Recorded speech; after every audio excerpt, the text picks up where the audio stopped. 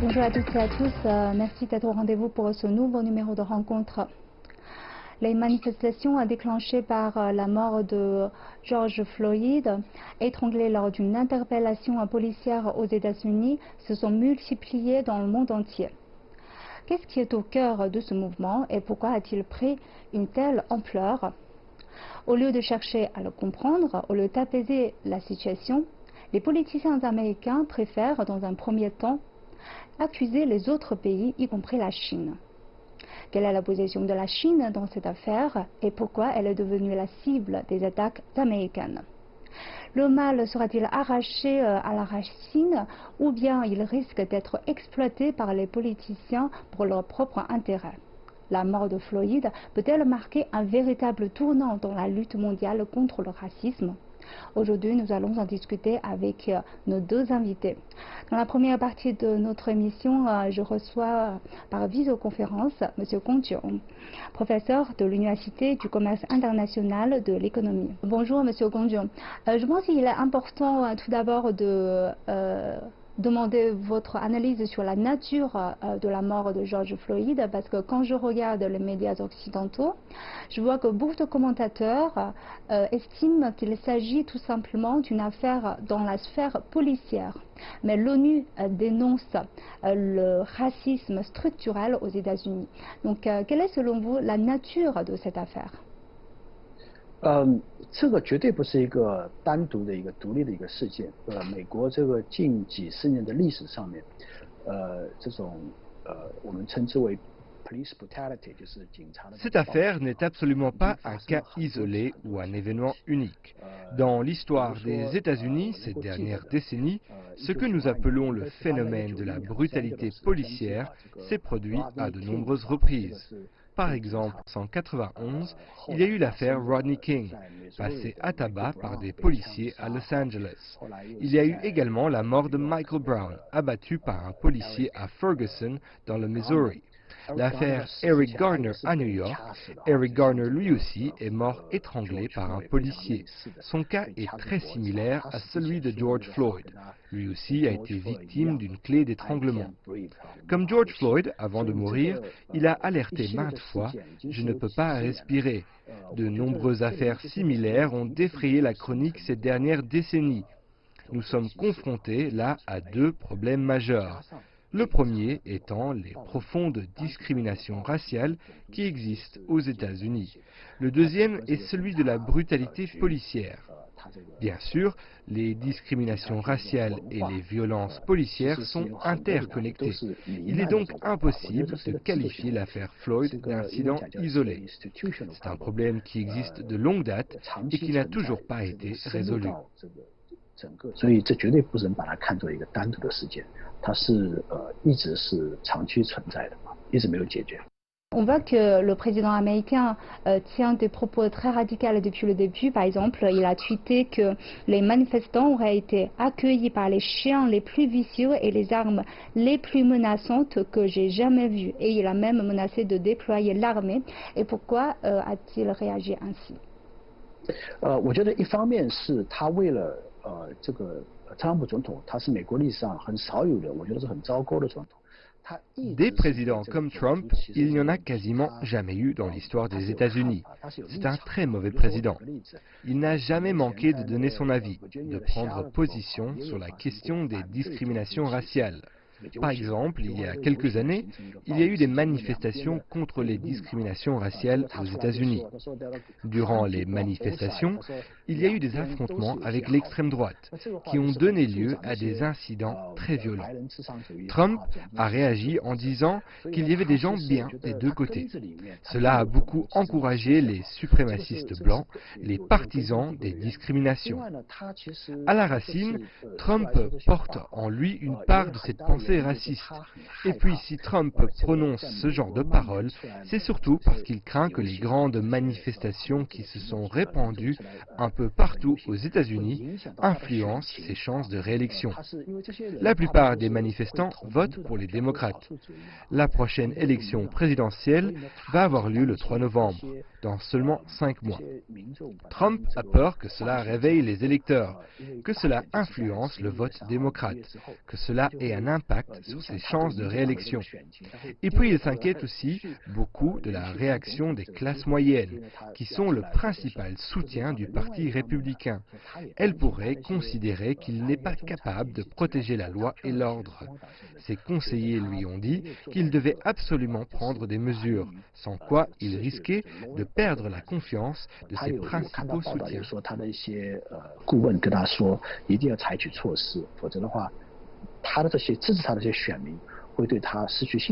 Donc ne craint-il pas que ces actions vont attirer plus de haine dans les gens l'un contre l'autre?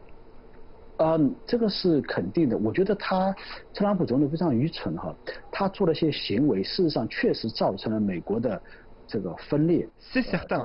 Le président Trump manque d'intelligence. Tous ces actes précipitent la fracture des États-Unis. Au moment de l'élection, il parlait de rendre l'Amérique grande à nouveau. Mais tout ce qu'il fait en ce moment pousse l'Amérique à haïr à nouveau, à se diviser à nouveau. Même l'ancien secrétaire à la défense des États-Unis, James Mattis, a critiqué le président Trump, affirmant que non seulement il n'était pas parvenu à rassembler le peuple américain, mais qu'il n'essayait même plus de donner le change. Tout ce qu'il fait, c'est créer une fracture au sein du peuple américain, à tel point que de très nombreux membres du Parti républicain, par exemple les deux précédents secrétaires d'État des États-Unis, l'ex-président George Bush, ou encore le sénateur de l'Utah, Mitt Romney, ont annoncé qu'ils ne voteraient pas pour Trump, mais pour Biden lors de l'élection 2020. Trump est abandonné par le peuple comme par ses proches, et cela ne fait que s'accélérer. 2020年我都不会投特朗普的票，我要投这个拜登的票。所以你想，他已经到了这个我用一个词，已经到了众叛亲离的地步了。所以我觉得他越走越远。En fait, quand on parle des États-Unis, on parle souvent de melting pot, c'est la diversité de sa culture. Mais on voit aujourd'hui, en réalité, c'est une sorte de ségrégation qui est dans la société américaine. Et on voit aussi que même s'il y a des stars américains noirs, des officiers et même ils ont un président noir, mais ça n'empêche pas que les Afro-Américains souffrent du racisme au quotidien. Donc vous avez vécu très longtemps aux États-Unis, comment voyez-vous ce genre de contraste? Sous le vernis de l'égalité des droits, il y a encore quelque chose de très profond, logé dans le cœur des gens. Il y a des problèmes de discrimination raciale invisibles présents au sein du système social américain, comme ces affaires de violence policière le démontrent parfaitement. C'est un problème très difficile à résoudre, car il est inscrit dans l'inconscient collectif. Ce ne sont pas que quelques mesures politiques qui vont permettre de résoudre le problème. C'est un problème idéologique, c'est un problème social, un problème de partage des bénéfices économiques. C'est pourquoi il est très dur de trouver une solution. Je vous remercie, Monsieur Gongjiong. Alors, dans la deuxième partie de notre émission, nous allons recevoir Monsieur Ding Yifan, chercheur à l'Institut de recherche sur le développement du Conseil des affaires d'État. Bonjour, Monsieur Ding Yifan. Pourquoi l'affaire Floyd a pris une telle ampleur et on voit que les manifestations se multiplient non seulement par exemple en France, il y a également cette affaire similaire d'Adama Traoré, mais aussi dans d'autres parties du monde. Qu'est-ce qui est au cœur de ce mouvement selon vous? Il ne faut pas oublier que le problème de ségrégation raciale ou d'une espèce d'apartheid, comme on dit, a toujours persisté dans le monde occidental, en particulier aux États-Unis. Rien que depuis ces dernières années, il y a eu beaucoup d'accidents comme ça. Des accidents, même un Afro-Américain, donc un Américain noir, était en course. Il faisait son footing, il courait, et puis il s'est fait tuer par des Blancs. Parce que les Blancs le soupçonnaient d'être un voleur. des choses comme ça se passent très souvent. Et cette fois-ci, aux États-Unis, au cours de cette épidémie, la population afro-américaine, donc la population noire, a été la victime de l'épidémie. Le taux de mortalité et de contamination par le virus est beaucoup plus élevé que dans d'autres populations, par exemple. Donc il y avait une colère qui s'accumulait avant l'affaire de George Floyd. Lorsque George Floyd est mort sous les genoux d'un policier blanc, donc ça c'est comme un détonateur qui a fait érupter le volcan de la protestation, le volcan de la haine de la population noire. Mais comment expliquez-vous après que ça a pris une ampleur mondiale? Parce que, oui, il ne faut pas oublier que le problème de racisme a été un problème rancunière aux États-Unis et ce n'est pas la première fois que la population d'autres pays soutiennent la lutte de la population noire dans leur lutte contre la ségrégation, contre le racisme aux États-Unis. Il suffit de vous rappeler que dans les années 1960, il y avait aussi des mouvements de protestation parce qu'à l'époque, la population noire n'avait pas le droit civil garanti. Donc il y avait aussi des mouvements de protestation partout dans le monde pour protester contre le racisme aux États-Unis. Mais cette fois-ci aussi, ça avait provoqué aussi une espèce de colère dans d'autres pays, surtout en Angleterre. Parce qu'il ne faut pas oublier que le problème du racisme qui est dû historiquement à l'esclavagisme était pratiqué par les Anglais. C'était avant l'indépendance des États-Unis. Les Anglais, les Français, etc. ont participé à ce qu'on appelle la traite des Noirs. La traite des Noirs, c'est la vente des esclaves de l'Afrique vers l'Amérique. Donc, ils étaient en partie aussi responsables de ce genre de situation aujourd'hui aux États-Unis. Mais on voit que pourquoi les dirigeants occidentaux ont tous choisi le silence quand Donald Trump a utilisé la force contre ces manifestants et même menacé de déployer l'armée.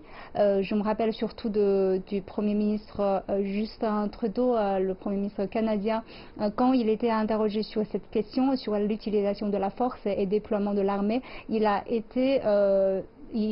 gardé le silence pendant 21 secondes avant d'ouvrir la bouche, mais il a émis aucune critique envers la situation aux États-Unis.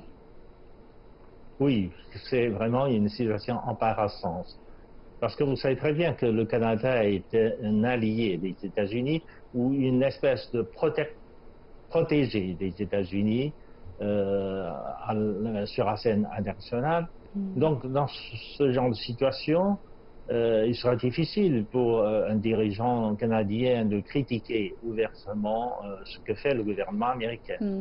Mais si cela a été produit dans d'autres parties du monde, les États-Unis et les autres pays occidentaux vont, je pense, vont immédiatement intervenir au nom des droits de l'homme, au nom de la démocratie, n'est-ce pas? Oui, mais au Canada, ils ont aussi ce problème de racisme. Au Canada, ils ont non seulement le problème de racisme, les Noirs aussi sont mécontents de ce qu'on appelle une espèce de ségrégation invisible dans leur société.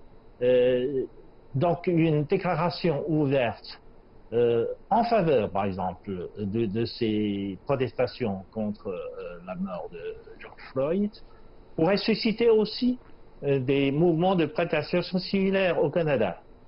Alors que le Premier ministre canadien a probablement ses soucis de ne pas provoquer ce genre de mouvement au Canada aussi. Mais n'empêche que je pense que par la suite, le mouvement va gagner le Canada, qu'il veuille ou non. Donc c'est pour cela qu'il était plus ou moins prudent, pour le moins qu'on puisse le dire, il était prudent pour ne pas prendre des positions qui pourraient lui causer des ennuis. Et finalement, je pense que moralement, il n'était pas du bon côté à ne pas répondre à toutes ces questions ou à soutenir, par exemple, le mouvement de protestation contre la mort innocente d'un noir. Donc vous voulez dire que plutôt que s'il y a des situations, par exemple les manifestations qui se produisent dans un endroit dans le monde, est-ce qu'on va les critiquer ou pas? Ça dépend de la relation de ce pays avec la pays en question, avec le pays en question, mais bien sûr. Dépend de la nature de l'événement. Non, parce que regardez bien les pays occidentaux, que ce soit le Canada, les États-Unis ou quelquefois les pays européens, ils prennent leur position au nom de la défense des droits de l'homme quand il s'agit des intérêts politiques, économiques en jeu. Et sinon, ils se fichent complètement de ce qui se passe sur le plan des droits de l'homme. Regardez au cours de l'épidémie, par exemple. Il y a combien de vies qui sont en danger, à la fois en Europe, aux États-Unis, etc. Est-ce que les dirigeants ont pris leur responsabilité pour protéger la vie de la population? Non. Ils ont laissé se développer l'épidémie dans leur pays, à travers les pays, etc. Ce n'était pas leur pognon. Tandis qu'aujourd'hui, le problème arrivé aux États-Unis pourrait les empêcher, les empêter aussi. C'est pour ça qu'ils sont plutôt prudents.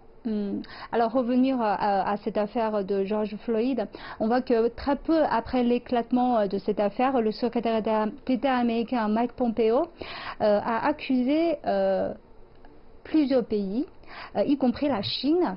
Il a accusé la Chine d'exploiter la mort de George Floyd et il a demandé à tous les pays de ne pas comparer les violences aux États-Unis avec celles ayant lieu dans d'autres pays. Quelle est sa logique?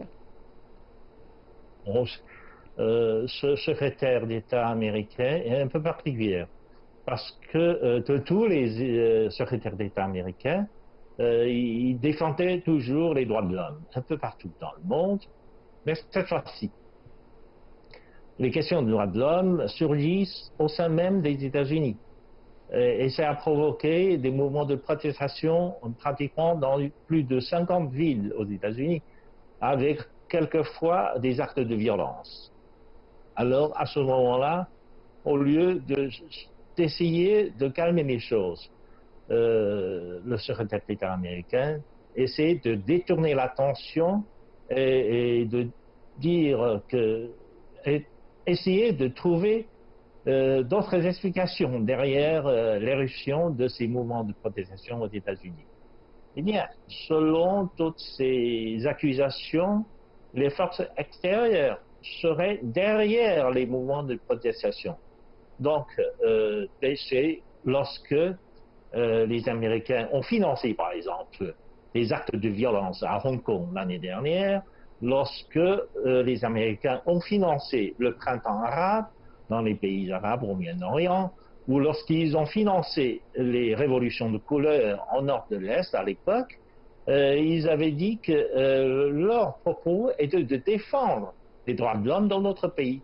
Mais cette fois-ci, lorsque la population d'autres pays exprime leur soutien au mouvement de protestation aux États-Unis, eh bien, cette fois-ci, ils n'acceptent plus. Ils accusent les autres derrière les forces de protestation aux États-Unis. Mais non seulement c'est ce qu'on appelle un double standard, donc des doubles critères en ce qui concerne les droits de l'homme, mais aussi ils essaient de détourner l'attention sur les problèmes intérieurs des États-Unis, de la société américaine, pour essayer de trouver un bouc émissaire. J'ai l'impression que cette stratégie est devenue une sorte de nouvelle normalité aux États-Unis maintenant, cette stratégie de trouver un bouc émissaire pour toutes les choses, n'est-ce pas? Oui, pour le développement de l'épidémie, ils essaient d'endosser ou de trouver, d'endosser la responsabilité sur la Chine, mais cette fois-ci avec l'éruption de ces mouvements de protestation partout aux États-Unis, ils veulent aussi trouver des boucs émissaires à l'étranger pour justifier leurs actions et pour justifier je dirais, leur injustice sociale. Alors, en fait, quand on parle de la Chine, on se souvient que la Chine, quand la Chine était occupée par les puissances occidentales, les Chinois sont aussi victimes du racisme. Par exemple, on pouvait trouver à l'entrée de certains parcs des panneaux sur lesquels il était écrit « Interdit aux Chinois et aux chiens ». Donc, quelle est la position de la Chine, la vraie position de la Chine envers cette affaire Floyd? Depuis la création de la République populaire de Chine, la population chinoise et les dirigeants chinois ont toujours soutenu les mouvements d'indépendance. Et bien sûr, ils ont condamné le racisme qui était en vigueur aux États-Unis, par exemple dans les années 1960. Eh bien, il ne faut pas oublier que le peuple chinois avait soutenu toujours les mouvements de protestation et de lutte pour avoir le droit civil pour la population noire aux États-Unis. Et je me souviens très bien que dans les années 60, des dirigeants des mouvements de protestation noire sont venus en Chine. Ils étaient très fiers de pouvoir monter sur la porte Tiananmen et de se faire prendre en photo avec le président Mao à l'époque. Donc c'était des mouvements de soutien. À l'époque, bien sûr, les Chinois, le peuple chinois, aimaient aussi descendre dans la rue dans leurs manifestations contre le racisme, contre la guerre au Vietnam aussi, contre la guerre au Vietnam, contre la ségrégation raciale aux États-Unis. Le peuple chinois témoignait leur soutien, leur soutien à la lutte de la population noire aux États-Unis pour avoir le droit civil, etc. etc. C'était toujours ça. La Chine a toujours soutenu non seulement le mouvement de protestation pour avoir le droit civil de la population noire aux États-Unis, mais aussi la Chine a soutenu les luttes des pays pour leur indépendance, non seulement pour leur indépendance politique, mais aussi pour des mouvements de libération. Parce que dans les années 60, beaucoup de pays étaient des anciennes colonies. Les pays étaient en lutte pour se libérer du joug du colonialisme et de l'impérialisme. Et le peuple chinois avait toujours soutenu ce genre de mouvement de libération nationale et ce genre de mouvement pour l'indépendance nationale. L'adversaire de Donald Trump à la présidentielle, Joe Biden, s'est montré plus pacifique. Par exemple, il a mis un genou par terre pour témoigner son soutien aux manifestants. Mais je me demande, est-ce que vraiment le mal sera arraché à la racine, ou bien il risque d'être exploité par les politiciens pour leur propre intérêt? Si Trump, on a discuté tout à l'heure de l'utilisation de la force du Trump pour, en quelque sorte, de renforcer sa base électorale, Joe Biden a aussi son intérêt à défendre quelques mois avant l'élection présidentielle. Donc, que pensez-vous? Est-ce qu'il y a un risque que cette affaire peut être exploitée et utilisée par les politiciens? Oh, ce n'est pas un risque. Il est en train d'être exploité par les hommes politiques aux États-Unis. Trump est en train de faire un pari sur l'élection à venir très prochainement. Parce que finalement, aux États-Unis, avec l'extraction de ces mouvements de protestation, il y a eu dans quelques villes aux États-Unis des actes de violence, des pillages, etc. Certainement, et j'ai vu des vidéos, des sketchs sur l'Internet qui montrent des phénomènes un peu bizarres. Dans certaines villes aux États-Unis, on a vu des gens habillés complètement en noir. C'était probablement pas des noirs, mais c'était des blancs. mais habillés complètement en noir, avec des cagoules sur la tête. Ils étaient en voiture avec des outils, etc., pour essayer de casser la défense mise par des hommes d'affaires pour protéger leurs magasins, etc. En fait, littéralement, ces gens habillés de façon un peu bizarre, avec des outils, ont démoli les défenses de ces magasins et ont cassé les vitres, etc., ont invité des protestateurs à piller, quoi. À piller, mais ceux-là sont restés en dehors de tout ça et disparus. On doute que finalement, derrière ces mouvements de pillage, etc., il y a aussi une espèce de manipulation qui essaie de faire de la population noire aux États-Unis une mauvaise image, une image de bandits, de voyous, etc.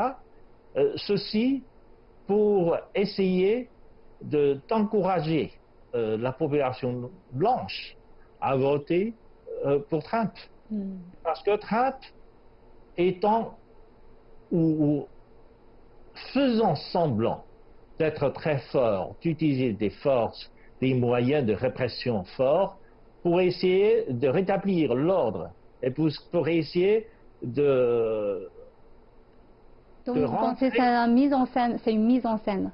C'est une mise en scène calculée et manipulée de façon à profiter de cette division entre les différents groupes ethniques pour faire en sorte que la population blanche soit davantage en faveur de Donald Trump à la prochaine élection. Mais est-ce que si Joe Biden sera élu, le problème sera traité à la racine? Même si Biden était élu, donc il ne pourrait pas résoudre complètement le problème. Vous avez évoqué, et je pense l'autre invité a évoqué tout à l'heure, que le racisme c'est quelque chose qui est enraciné dans l'esprit des Blancs aux États-Unis. Alors on voit cette fois que l'Union africaine et certains chefs d'État africains se sont très indignés et demandé une enquête approfondie sur la mort de George Floyd. Mais pensez-vous que la mort de Floyd peut-elle marquer un tournant dans la lutte mondiale contre le racisme? Ça, c'est un phénomène nouveau. Parce que, oui, le racisme américain, la ségrégation invisible aux États-Unis, tout cela était dû à l'héritage historique, était dû à l'esclavagisme de l'époque, mais en dépit de tout cela, les pays africains, dans le passé, n'avaient pas exprimé leur volonté ou leur soutien au mouvement de protestation de la population noire aux États-Unis. Mais c'est la première fois que l'Union africaine a exprimé une telle volonté. Cela montre que de plus en plus, avec le développement de l'Afrique, les pays africains prennent conscience de leur émergence en puissance, de leur force. C'est un réveil de leur conscience politique sur la scène politique. Ils vont, je pense que dans l'avenir, ils vont faire entendre de plus en plus leur voix sur la scène internationale en ce qui concerne les droits de l'homme, en particulier les questions de droits de l'homme aux États-Unis concernant la population noire. Donc je suis content que pour la première fois, les pays africains commencent à prendre conscience de cette inégalité politique dans le monde. Alors je vous remercie, M. Dingfa, merci pour vos analyses et je vous remercie d'avoir suivi notre discussion. À la prochaine.